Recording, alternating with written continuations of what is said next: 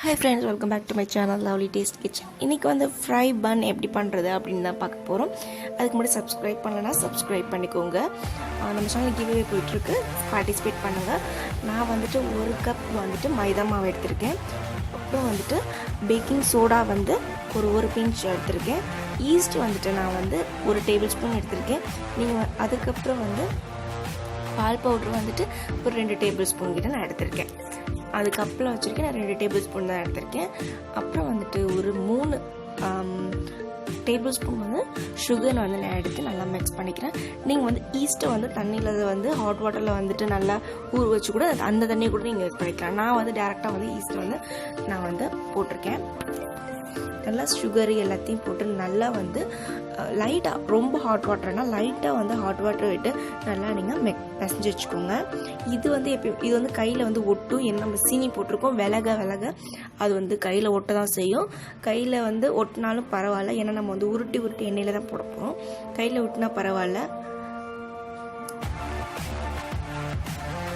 இந்த மாதிரி கன்சிஸ்டன்சியில் இருந்தால் போதும். ஆனால் ஃபுல்லுமே இந்த சப்பாத்தி மாவு மாதிரி வரும், கையில் ஒட்டாமல் இருந்தால் அப்படி வராது. ஏன்னா நம்ம சுகர் ஆட் பண்ணியிருக்கிறதுனால நம்ம ஆளுக்கு வந்து கையில் வந்து லைட்டாக ஒட்ட தான் செய்யும். இப்போ நான் வந்து தட்டை போட்டு மூடிக்கிறேன். அது ஒரு அரை மணி நேரம் கிட்ட அப்படியே இருக்கட்டும். அரை மணி நேரம் ஆகிட்டு அது நான் வந்து எண்ணெயை வந்து ஹீட் பண்ணியிருக்கேன். அரை மணி நேரம் கழிச்சிங்க, ஏன்னா வந்து நமக்கு வந்து ஈஸ்டெல்லாம் ஊறணும். அதுக்காக நான் அப்படி பண்ணுறேன்.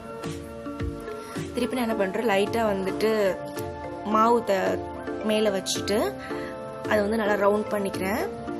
சப்பாத்திக்கு வந்து மாவு தேய்ப்போம் இல்லையா, அப்போ மாவு வந்து வச்சுப்போம் இல்லையா, அந்த மாதிரி இந்த மாதிரி ரவுண்டாக வச்சுக்கோங்க. நான் இப்போ எப்படி தட்டுறேனோ அதுமாரி பண்ணிக்கோங்க. இதை வந்து நான் வந்து எண்ணெயில் போட்டு பொரிச்சு எடுத்துக்கிறேன். நம்ம என்ன பண்ணணும், ஹீட்டை ரொம்ப கம்மியாக வச்சுக்கணும். சிம்மில் வச்சுக்கோங்க. உள்ளே வேகும், வெளியில் வேகும், உள்ளே வந்து வேகாது. அதனால நான் வந்து ரொம்ப சிம்மில் நான் வச்சுக்கிறேன்.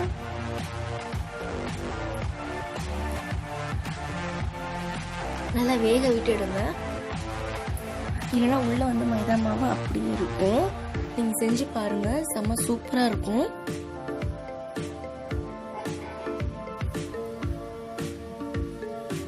தலை மேலே வந்து அப்படி பூரிக்கெலாம் பண்ணுவோம் இல்லையா, அப்போ தான் மேலே வந்து ஊப்பும். ஸோ அதுமாரி பண்ணிக்கோங்க. செம்ம சூப்பராக இருக்கும். உள்ளே வந்து பண்ணு மாதிரியே இருக்கும்.